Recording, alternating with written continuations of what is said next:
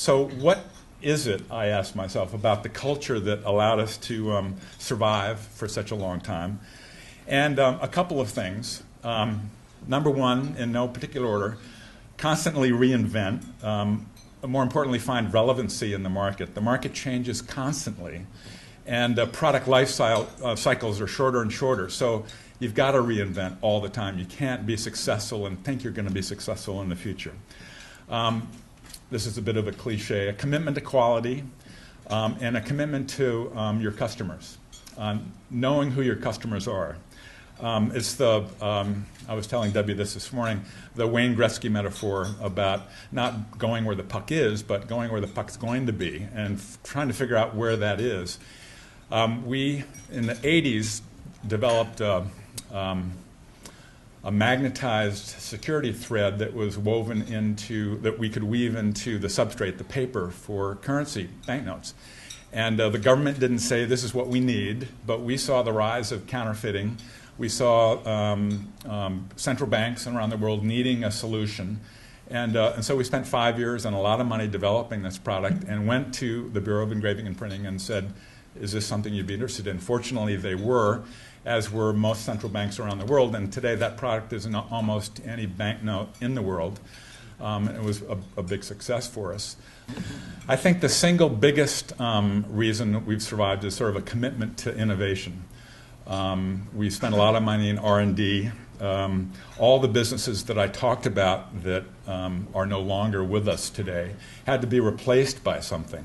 So even when you're successful, think about filling that pipeline with other products, in fact, or other businesses. You know, what drives success? And I think a lot of it comes down to people. Individuals, and in any business there are always individuals that make an unusual impact. I'm going to digress and tell a quick story.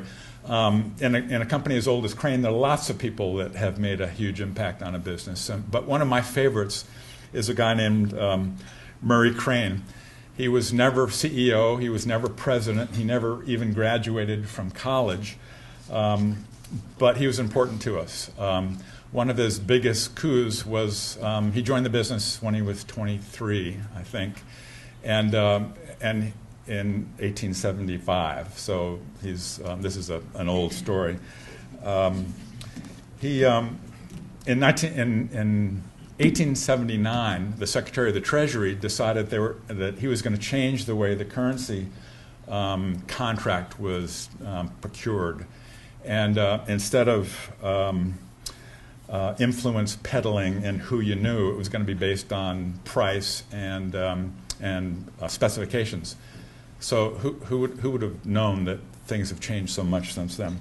But anyway, Murray convinced his father and uncle that Crane was well positioned to compete because we had figured out how to weave a silk thread into a banknote a generation earlier when we sold banknote paper to national banks, who at the time were the issuers of currency in the country. After the Civil War, the feds got into it. And so the specification called for a security feature, and we knew how to do it. So Murray said at age 26, I'm going to go to Washington, and his father and uncle said, okay. So he was dispatched. The bidding process at the time took weeks and even months, and specification changes, tenders submitted, changed, back and forth.